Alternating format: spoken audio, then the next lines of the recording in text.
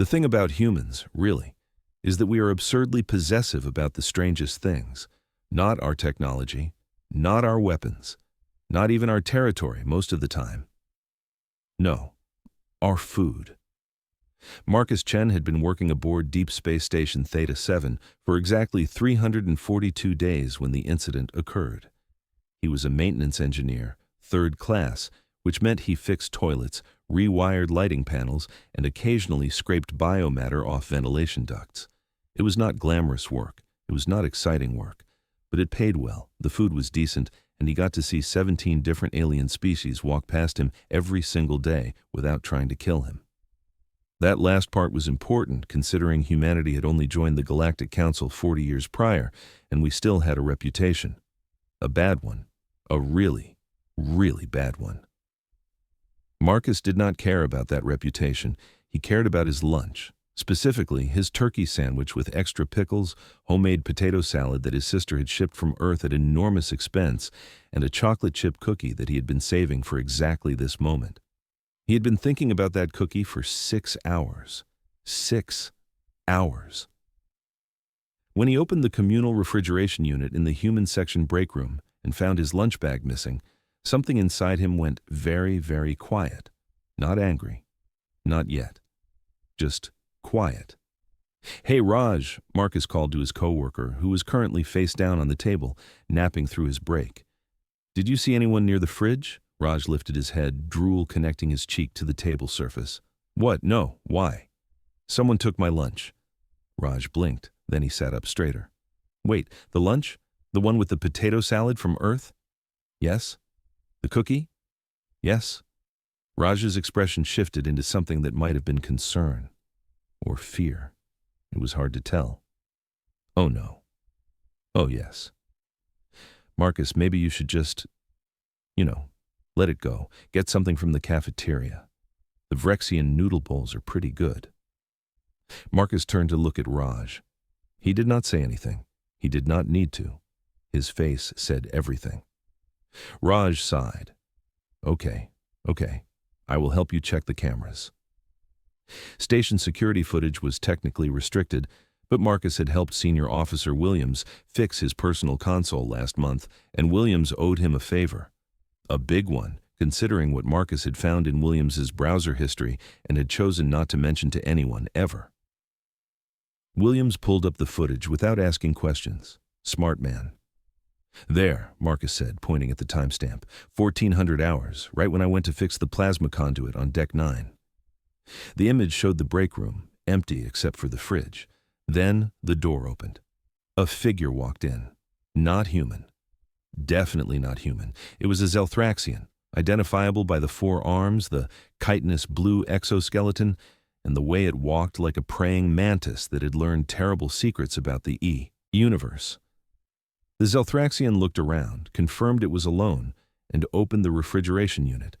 It rifled through several bags before pulling out Marcus's.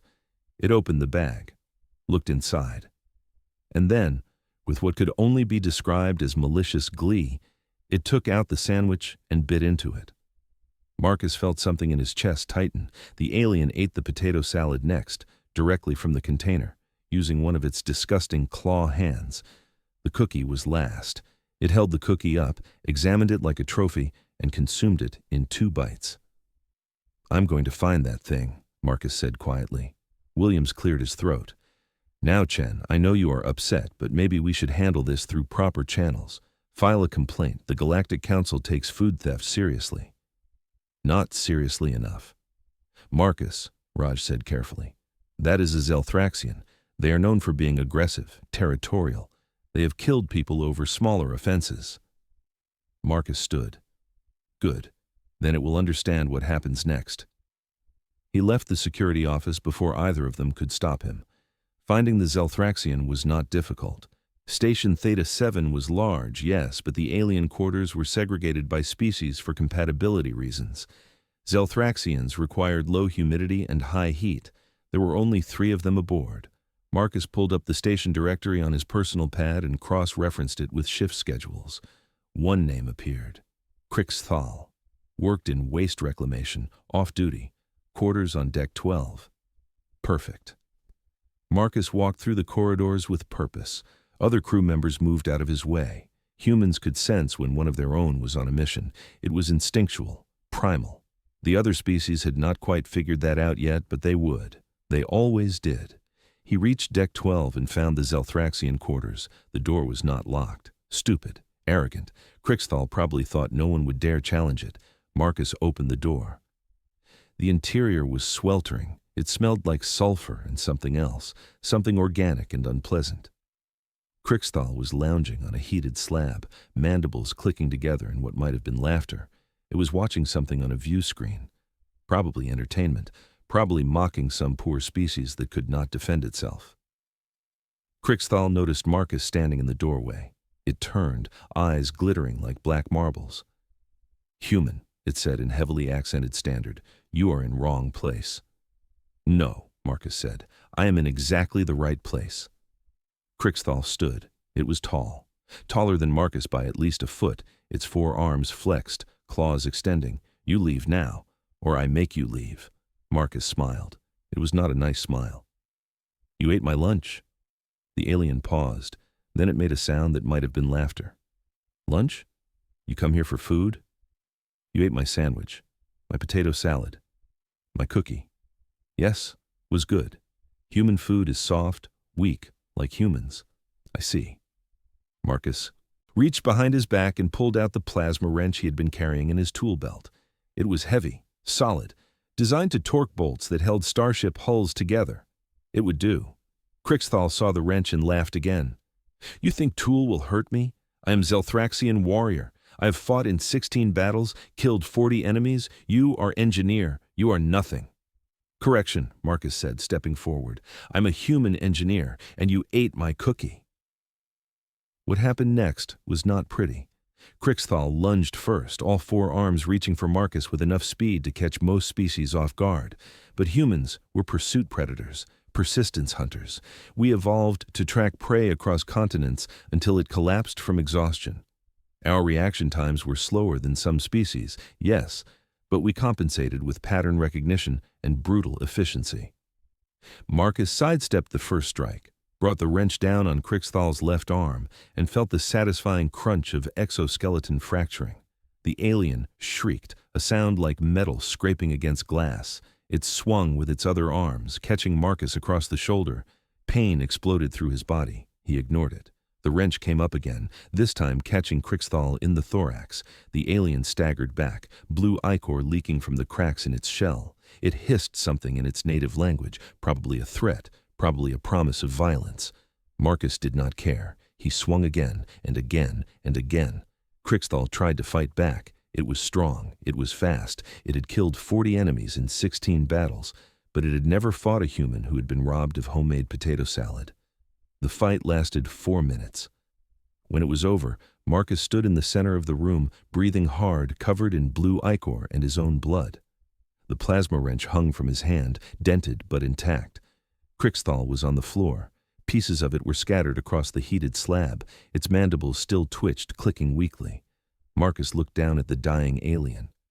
"That cookie," he said quietly, "was from Earth." He turned and walked out. Station security found Krix'thal 20 minutes later. Officer Williams took one look at the scene, then at Marcus, who was calmly filling out a maintenance report in the break room, and sighed. "Chen." "Yes, officer? We need to talk." "I assumed as much." Williams sat down across from him. "What happened?" Marcus looked up from his datapad. "It ate my lunch." "So you killed it?" "It killed itself when it made that choice." Williams rubbed his face. "Chen, do you understand what you have done? Krix'thal was a registered Zelthraxian citizen. There will be an investigation, possibly a tribunal. The Galactic Council does not take murder lightly." "It was not murder," Marcus said calmly. "It was self-defense." "Self-defense? It was in its own quarters. It stole my property, consumed it without permission, then threatened me when I confronted it. I defended myself. That is allowed under Galactic Code, Section 14, Subsection 9. Williams stared at him. "You memorized Galactic Code?" "I had a lot of free time." The investigation took 3 days. The Zelthraxian embassy was furious. They demanded justice. They demanded compensation. They demanded that Marcus Chen be extradited to their homeworld to face execution. The Galactic Council reviewed the security footage. They reviewed the evidence. They reviewed the testimony. In the end, they ruled in Marcus's favor. Why? Because Krix'thal had stolen food, and under galactic code, food theft was considered an act of aggression. Marcus had warned the alien. Krix'thal had threatened him first. Everything Marcus did was, technically, legally justified. The Zelthraxians were not happy, but they could not argue with the law. Marcus returned to work the next week. His co-workers gave him a wide berth. The other species aboard the station looked at him differently now, with caution, with respect, with fear. Raj brought him a new lunch on his first day back: sandwich, potato salad, cookie. "Figured you earned it," Raj said. Marcus smiled. "Thanks." As he ate, he noticed something. The communal refrigeration unit was no longer being raided. In fact, the other species had started labeling their food very clearly. Some had even installed personal locks. Good. They were learning. Later that evening, Marcus received a message on his personal console. It was from his sister. "Heard what happened. Mom is horrified. Dad is proud. I sent another care package, more cookies. Stay safe. Love you." Marcus smiled and typed a reply. "Thanks, I will. Love you too." He closed the console and leaned back in his chair. Outside his window, the stars stretched on forever, cold and indifferent. But inside the station, things were warm, things were safe, and nobody, absolutely nobody, was going to touch his lunch ever again. The thing about violence in space, Marcus Chen had learned, is that it echoes. Not literally, of course, because sound does not travel in a vacuum. But metaphorically? Oh yes.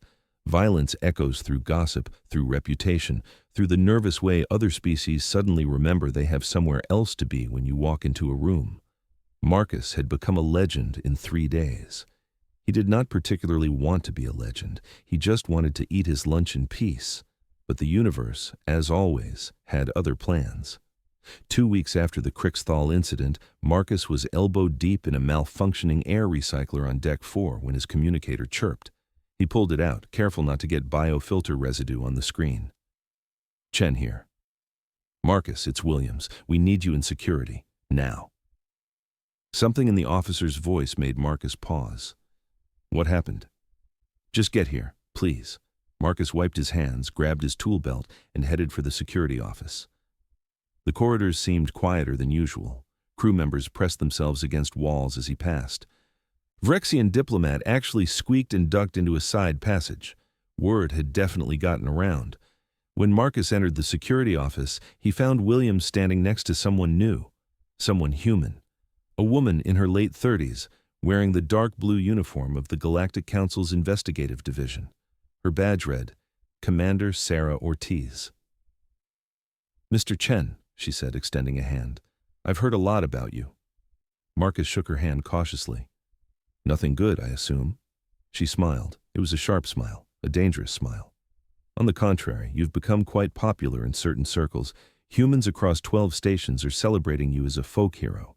There's a song about you on the lunar colonies. It's called Don't Touch the Sandwich." Marcus blinked. "There's a what?" "A song. It's actually quite catchy. My daughter loves it." She gestured to a chair. "Please, sit. We need to discuss something important." Marcus sat. Williams looked uncomfortable, shifting his weight from foot to foot. Commander Ortiz pulled up a holographic display. It showed station schematics, personnel files, and what looked like crime scene photos, lots of crime scene photos. "Over the past 6 months," she began, "there have been 17 incidents across various Galactic Council stations, 17 cases of what we initially classified as equipment malfunctions, accidents, or natural causes." "Initially?" Marcus asked. "Yes, because 3 days ago, after reviewing your case, we noticed a pattern. All 17 incidents involved non-humans who had, in some way, harassed, threatened, or stolen from human crew members, and in each case, the non-human ended up dead under mysterious circumstances." Marcus felt his stomach tighten. "You think humans are killing aliens?" "I know humans are killing aliens, Mr. Chen," The question is whether it's coordinated or coincidental. She leaned forward. Your case was unique because it was public, documented, legal. But the others? They were subtle, professional, almost invisible. Williams cleared his throat. Marcus, she's not here to arrest you. You were cleared, but we need your help. My help? I'm a maintenance engineer. Exactly, Commander Ortiz said. You have access to every system on this station. You know how things work, how they break, how they can be made to look like accidents. We need someone who understands the infrastructure, someone the other humans might trust. Marcus looked between them. You want me to investigate other humans? We want you to help us understand what's happening, before this becomes a diplomatic crisis that humanity cannot recover from. There was a long silence. Marcus thought about his sandwich, his cookie, the way Krix'thal had laughed when threatened, the way the Zelthraxian embassy had demanded his execution without trial. Okay, he said finally. What do you need? The first case was on Deck 18. A Krell supervisor named Gormath had apparently fallen into a plasma containment shaft 3 months ago. Accidental death. Unfortunate, but these things happened. Except Gormath had been harassing human workers for weeks before his death, verbal abuse mostly, calling them weak, slow, inferior, making their shifts miserable. Marcus reviewed the incident report while standing at the edge of the shaft. It was a long drop. Fatal, obviously. The railings were intact, no signs of structural damage. What do you think? Commander Ortiz asked beside him. Marcus knelt down, examining the deck plating near the edge. There were scratches, faint but visible if you knew what to look for. Tony pulled out a portable scanner and ran it over the surface. Somebody removed 6 bolts from this section of railing, he said quietly, then replaced them. But they used standard steel bolts instead of the reinforced titanium alloy required for safety barriers. So the railing gave way when Gormath leaned on it. Exactly. It would look like an accident. Metal fatigue, poor maintenance, happens all the time. Can you trace who did it?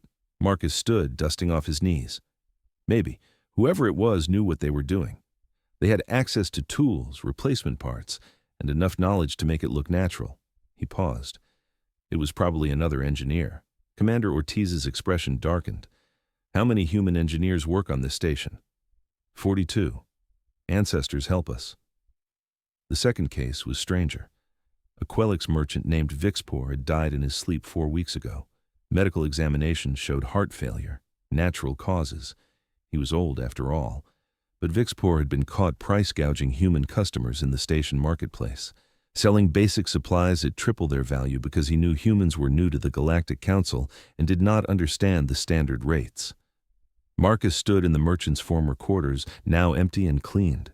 Commander Ortiz watched him work. Heart failure, Marcus muttered, scanning the ventilation system. Natural causes. You sound skeptical.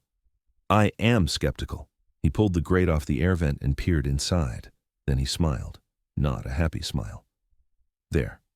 What is it? Marcus reached in carefully and extracted a small device no bigger than a fingernail. Gas dispersal unit. Probably released something into the air while Vixpor slept. Something that mimics heart failure. Leaves no trace in the bloodstream after 12 hours. Commander Ortiz took the device, examining it closely. This is military-grade hardware, black market, very expensive. Also very effective. Mr. Chen, are you familiar with this technology? Marcus met her gaze. I know it exists. Beyond that, no comment. She studied him for a long moment. You're protecting someone. I'm protecting a lot of someone's, Commander. And before you judge, remember that Vixpor was exploiting humans, charging us triple for water. Water. The thing we need to survive. How many humans died of dehydration because they could not afford his prices? How many got sick? That doesn't justify murder. No, Marcus agreed, but it explains it. They investigated 3 more cases over the next week. Each one followed the same pattern. A non-human who had wronged humans. A death that looked natural or accidental. Evidence of human involvement if you knew where to look. Marcus found himself growing more conflicted with each discovery. These were not random acts of violence. They were calculated, precise, almost surgical in their execution. Someone was watching out for humanity. Someone was making sure the species that pushed humans around faced consequences. Someone was sending a message. On the 8th day, Marcus was reviewing security footage in his quarters when Raj knocked on his door. "Come in." Raj entered, looking nervous. He sat down without being invited, which was unusual. Raj was normally very polite about personal space. "Marcus, I need to tell you something." "Okay." "I know what you're doing. The investigation. Everyone knows." Marcus closed his datapad. And I want you to stop." "Why?" Raj looked at his hands. "Because there are 47 human crew members on this station, and 36 of us have been harassed, threatened, or exploited by other species in the past year." 36, Marcus. Do you know what that feels like? To be treated like you're inferior every single day? To have your food stolen, your shift sabotaged, your complaints ignored? Raj, you stood up for yourself, you fought back, and suddenly people started listening. Suddenly the other species realized that we were not going to be victims anymore. Raj looked up, eyes hard. "Whatever's happening, whoever is doing it, they are protecting us. Let them." Marcus was quiet for a long time. "People are dying, Raj. People who hurt us first. That's not justice." "Maybe not, but it's accountability." After Raj left, Marcus sat in the dark for an hour, thinking. Then he made a decision. He went to see Commander Ortiz. She was in her temporary office, surrounded by files and evidence bags. She looked tired, frustrated. "Mr. Chen, any progress?" "Yes," Marcus said. "I know who's doing it." She sat up straighter. "Who?" "All of us." Commander Ortiz stared at him. "What?" "It's not one person, Commander. It's a network. Humans across multiple stations, coordinating through encrypted channels, sharing information, resources, techniques. When someone gets harassed or exploited, word spreads. Then someone with the right skills handles it. Quietly, professionally, no fuss. That's conspiracy to commit murder. That's survival." Marcus leaned against the doorframe. "You know what the Galactic Council doesn't tell new species? They don't tell you that the strong prey on the weak, that without centuries of reputation and alliances, you're basically target practice. We've been part of the Council for 40 years, and we're still treated like children, ignored, dismissed, robbed. So humans decided to fight back. We decided to establish boundaries, with consequences." Commander Ortiz rubbed her temples. "If this gets out, if the Council discovers there's an organized human resistance network, it will be catastrophic. They'll vote to expel humanity, maybe worse. Then, I suggest," Marcus said carefully, "that you file your report stating the deaths were accidental, equipment malfunction, natural causes, whatever you need to write to close the cases." "You're asking me to cover up multiple homicides." "I'm asking you to protect our species." They looked at each other for a long moment. Finally, Commander Ortiz sighed. "Get out of my office, Mr. Chen." Marcus nodded and turned to leave. "Chen." He paused. "For what it's worth," she said quietly, "nobody touches my lunch either." Marcus smiled and walked out. The next day, Commander Ortiz filed her report. Equipment malfunctions, natural causes, tragic accidents, case closed. 3 days later, she left the station. Marcus returned to his normal duties, fixing toilets, rewiring panels, scraping biomatter from ventilation ducts. Life went back to normal. Or as normal as life could be when you were a legend who had beaten an alien warrior to death with a wrench over a sandwich. The other species gave humans more space now, more respect. They stopped stealing food, stopped harassing workers, stopped assuming humanity was weak, because they had learned an important lesson, one that humans had known for millions of years. We were not the strongest species. We were not the fastest. We were not the smartest.